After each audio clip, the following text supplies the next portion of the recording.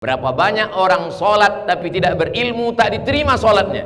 Berapa banyak orang berilmu tapi tidak sholat, dimurkai Allah. Maka seimbang antara ritual ibadah dalam masjid dengan ilmu pengetahuan yang ada di madrasah.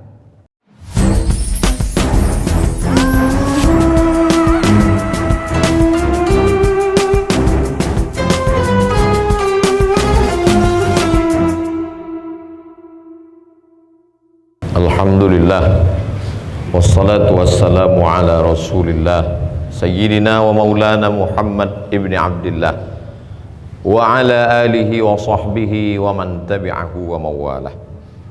Ashhadu an la ilaha illallah wahdahu la sharika lah wa ashhadu anna sayyidana Muhammadan abduhu wa rasuluhu la nabiyya ba'dah. Allahumma salli ala sayyidina Muhammadin an-nabiyil ummi wa ala alihi wa sahbihi wa barik wa sallim. Qala Allah ta'ala fil Qur'anil azim wa huwa asdaqul qailin. A'udzu billahi minasy syaithanir rajim. Ya ayyuhalladzina amanu taqullaha haqqa tuqatih wa la tamutunna illa wa antum muslimun. Wa qala ta'ala fi ayatin ukhra. Ya ayyuhalladzina amanu taqullaha wa qulu qawlan sadida yuslih lakum a'malakum wa yaghfir lakum dhunubakum wa man yuti'illaha wa rasulahu faqad faza fawzan 'azima. Ibadallah, usikum wa nafsi bi taqwallahi wa ta'atihi faqad fazal muttaqun. Hadirin jamaah Jumat yang dimuliakan Allah Subhanahu wa ta'ala. Peradaban Islam yang dibangun oleh Tuan Syekh Abdurrahman bin Nahoda Alang, Syekh Silau Laut, berdasarkan 7 tiang tonggak utama. Tiang yang pertama adalah seperti yang dilakukan oleh Rasulullah sallallahu alaihi wasallam ketika sampai di Quba pada hari Senin. Di Quba Nabi membangun masjid. 4 malam lamanya di Quba, malam Selasa, malam Rabu, malam Kamis, malam Jumat. Jumat pagi Nabi bertolak menuju Yathrib, yang kemudian namanya berubah menjadi Al-Madinah Al-Munawwarah. Nabi juga membangun masjid. Maka tiang tonggak utama yang dibangun oleh Syekh Silau Laut adalah membangun Masjid Ar-Rahman, tempat kita saat ini melaksanakan sholat fardu Jumat. Lebih 1 abad lamanya. Setiap batu-batu, kayu-kayu dipasang oleh Tuan Syekh bersama muridnya, tak lepas daripada zikir kepada Allah Subhanahu wa ta'ala. Oleh sebab itu kita yang salat berjamaah di masjid ini tidak hanya mendapatkan keutamaan salat berjamaah. Salatul jamaati tafdulu salatal fadhi bi 27 darajah. Lebih utama daripada 27 derajat. Tapi juga mendapatkan atharus salihin, bekas-bekas tapak kaki, bekas-bekas tangan orang soleh. Imam Ahmad bin Hanbal ketika dia datang ke Masjid Nabawi, dia usapkan tangannya ke mimbar Nabi, lalu kemudian dia cium tapak tangannya. Apa maknanya? Mungkin ada bekas tapak kaki Nabi, mungkin ada bekas tapak tangan Nabi tersentuh sehingga mendapatkan barokah orang-orang soleh. Mustahil satu di antara tapak kaki Tuan Syekh Abdurrahman tidak pernah bertepatan dengan tapak kaki kita. Orang-orang yang soleh senantiasa menebarkan keberkahan, kebaikan, karena malaikat yastaghfir lahu man fis samawati wal ard. Malaikat memintakan ampun kepada mereka, makhluk-makhluk yang ada di langit dan di bumi, hatal hutu fil bahri, sampai ikan di dalam laut, wan namlatu fi juhriha, semut-semut di dalam sarang. Begitu riwayat Imam Ibnu Majah dalam kitab sunannya dalam bab kitab Muallimun Nas Al-Khair, manusia yang mengajarkan kebaikan. Bukti masjid ini barokah, sampai hari ini masih ramai dengan sholat berjamaah. Bukti masjid ini barokah, tidak tumbang, tidak tergerus oleh zaman dan masa. Berapa banyak masjid besar, megah, mewah, tapi hanya tinggal sejarah semata. Allah Subhanahu wa ta'ala menjamin, man bana masjidan, siapa yang membangun masjid, banallah mithlahu baitan fil jannah, dibangunkan Allah untuknya satu tempat di surga. Berapa banyak kampus hebat, tapi masjidnya belum ada. Berapa banyak rumah sakit megah, tapi ketika pasien, keluarga yang menjenguk orang sakit akan melaksanakan sholat, ternyata sholat tidak ada. Airport, tempat orang-orang kaya, penguasa lalu lalang, tapi tempat sholatnya menyedihkan. Tuan Syekh Silau, yang pertama dia bangun adalah tempat orang bersimpuh sujud kepada Allah Subhanahu wa ta'ala. Tiang tonggak pilar yang kedua, bahwa bangunan masjid bukanlah hanya sekedar kayu, batu, semen, kosen dan pintu, tapi juga dia isi oleh manusia. Ada imamnya, ada khatibnya, ada guru yang mengajarkan agama. Di mana mereka mesti belajar? Tuan Syekh Silau mendirikan madrasah. Pada tahun 1937 dia sudah mendirikan. Apalah arti sebuah nama? Tapi nama adalah doa. Maka madrasah itu diberi nama An-Najah, artinya sukses dan berhasil.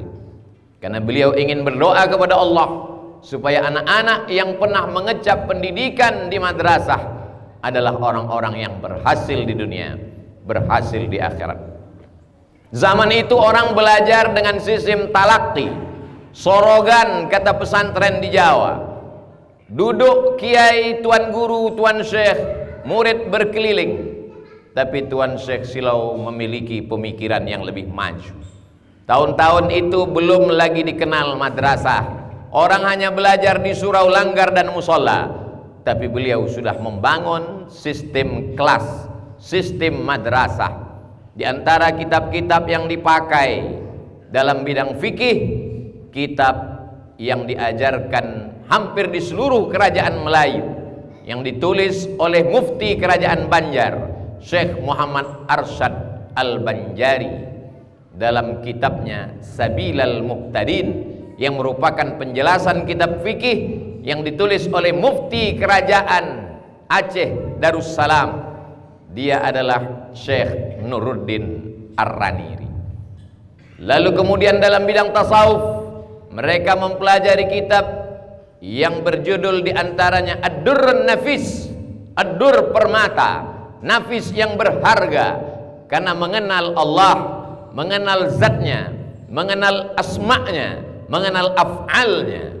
Maka diharapkan orang tidak hanya sekedar sholat, tapi juga orang berilmu. Berapa banyak orang sholat tapi tidak berilmu, tak diterima sholatnya. Berapa banyak orang berilmu tapi tidak sholat, dimurkai Allah. Maka seimbang antara ritual ibadah dalam masjid dengan ilmu pengetahuan yang ada di madrasah. Pilar yang ketiga, bahwa Tuan Syekh Abdurrahman Syekh Silaul, padahal anak lelaki buah hati belayan jiwa, satu anak yang ada sebelum itu meninggal dunia.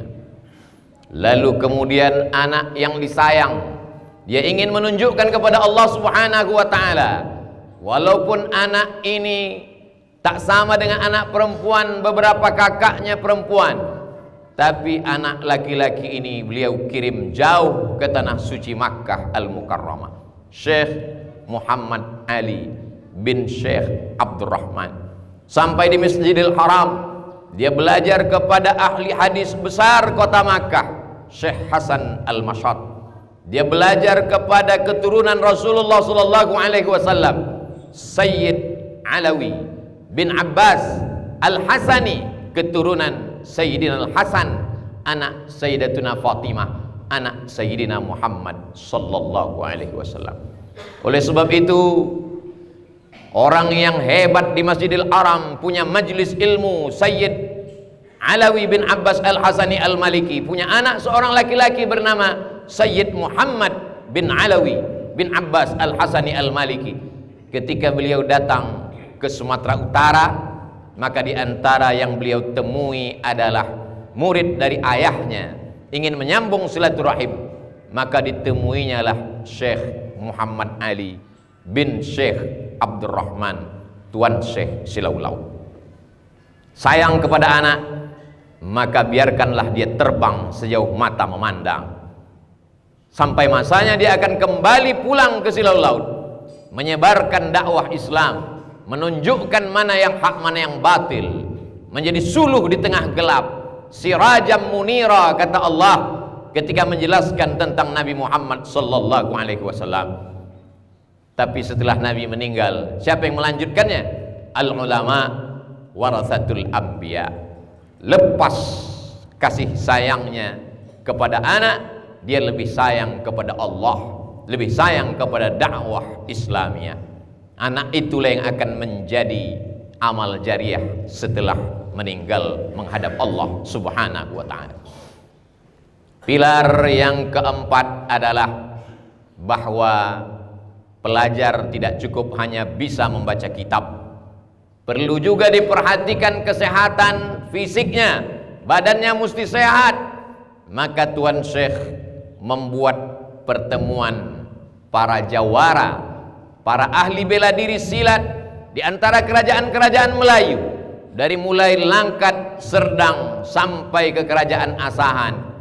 Maka berkumpullah orang-orang yang hebat dan tangguh itu di Silau Laut, tepat pada bulan silaturahim di bulan Syawal, dan itu dikenal dengan Hari Raya Pencak. Hari Raya Pencak karena silaturahim hanya bukan sekedar mengucapkan minta maaf minal aidin wal faizin, mohon maaf zahir dan batin, tapi pertemuan itu diisi dengan semangat untuk melanjutkan warisan nenek moyang, adat besendi syarak, syarak besendi kitabullah. Kalaulah para ulama itu sehat walafiat, tubuhnya bersilat, lidahnya membaca kitab, otaknya berfikir, hatinya berzikir, maka musuh pun akan segan. Begitulah Tuan Syekh Silau Laut mengajarkan, kalau dulu orang berkata bahwa di dalam tubuh yang sehat terdapat pikiran yang kuat, maka itu sudah beliau ajarkan, beliau terapkan di desa kampung peradaban yang sudah ditanamkan tiang-tiangnya lebih sahabat silam. Generasi yang jahil adalah halakam ru'un man lam ya'rif qadrahu, orang yang tidak tahu sejarah nenek moyangnya, sejarah pendahulunya. Maka generasi sekarang dan akan datang mesti mengerti supaya dia bisa mewariskan sesuatu yang bermanfaat. Hari ini banyak orang terkenal bukan karena prestasi, tapi karena sensasi. Syekh Abdurrahman, Syekh Muhammad Ali sampai hari ini dikenang sepanjang zaman, diteliti di kampus-kampus. Di antara mahasiswa yang meneliti bukan dari aspek tasawufnya, bukan dari aspek fikihnya, tapi justru adalah aspek yang kelima, yaitu kemapanan ekonominya. Ada orang yang meneliti bagaimana Syekh Silau Laut mengembangkan sistem pertanian tanpa menggunakan pestisida, bagaimana padi-padi tumbuh subur tanpa ikan harus mati karena keracunan. Maka itu dikembangkan, dikenallah tradisi buka bondang tutup bondang, silaturahim antara sesama makhluk Allah subhanahu wa ta'ala yang sama-sama hidup di atas muka bumi Allah. Akhirnya turun rahmat Allah subhanahu wa ta'ala. Walau anna ahlal qura amanu, seandainya penduduk suatu negeri itu beriman, wattaqau, bertakwa, la fatahna alaihim barakatin, maka akan turun barokah-barokah. Tuan Syekh Silau bukan hanya seorang guru agama yang pandai berceramah dan berkhutbah, Tuan Syekh Silau bukan hanya sekedar orang ahli agama yang bisa baca kitab, tapi dia juga menanam karet, menanam padi, menanam barai dan kerang di tepi pantai. Pelaku sejarah mencatat, diteliti di kampus-kampus di Sumatera Utara, dibaca orang di berbagai negeri, menjadi inspirasi. Kenapa demikian? Sebab orang yang memiliki kemapanan ekonomi akan disegani orang lain. Kata-katanya bermakna, mulutnya tidak berisi air sehingga sulit untuk berbicara tentang kebenaran.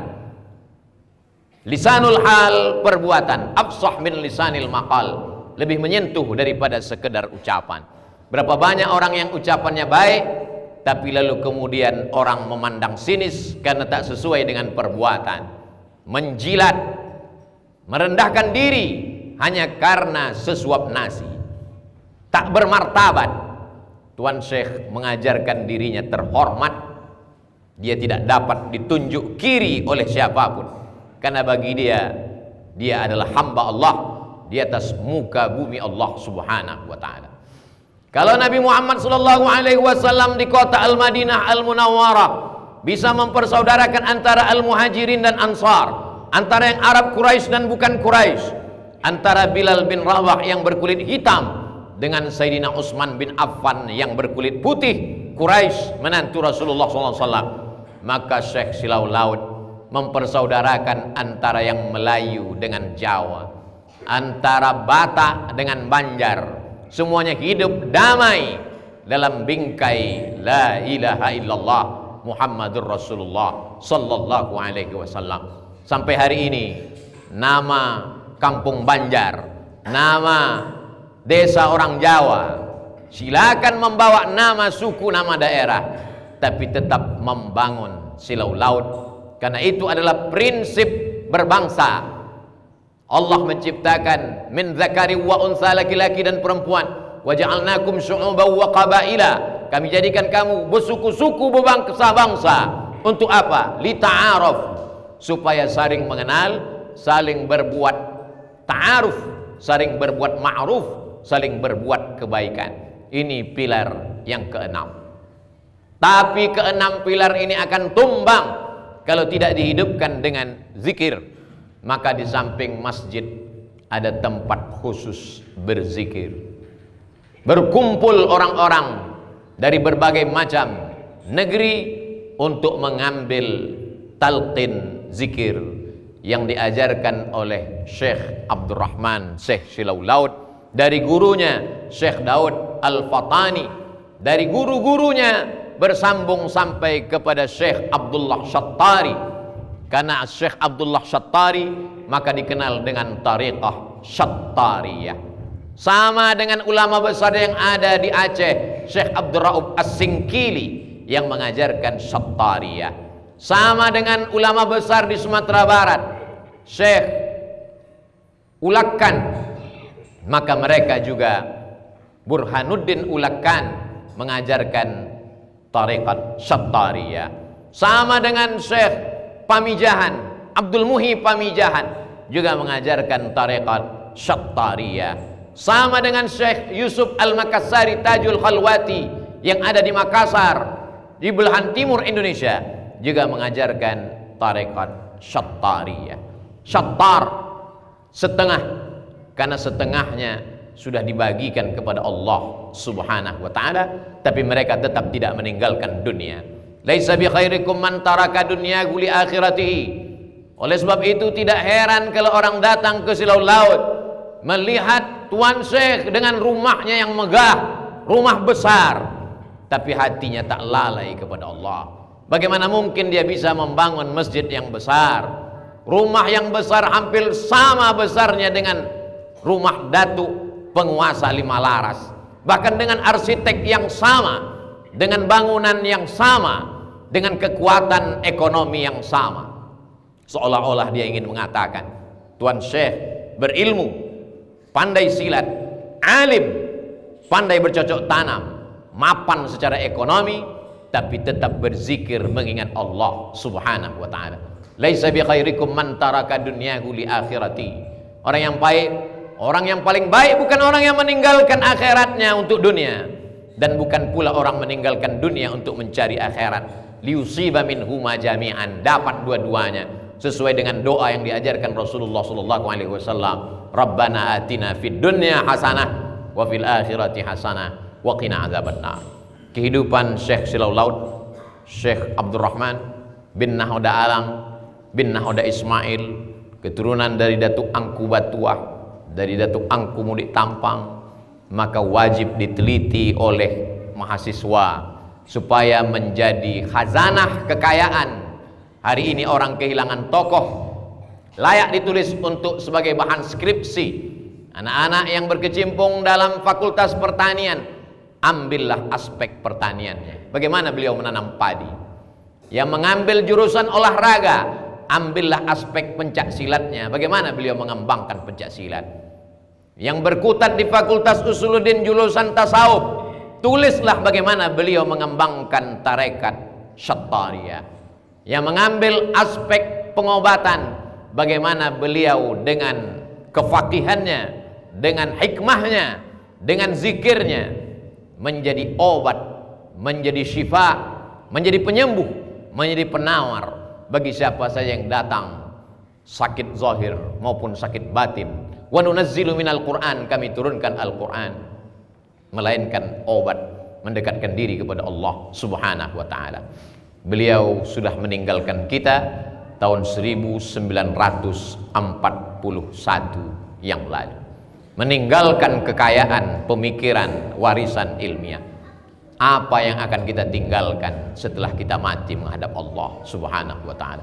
Barakallahu li wa lakum fil Qur'anil azim wa nafa'ani wa iyyakum bima fihi minal ayati wadh-dhikril hakim wa taqabbala minni wa minkum tilawatahu innahu huwal ghafurur rahim.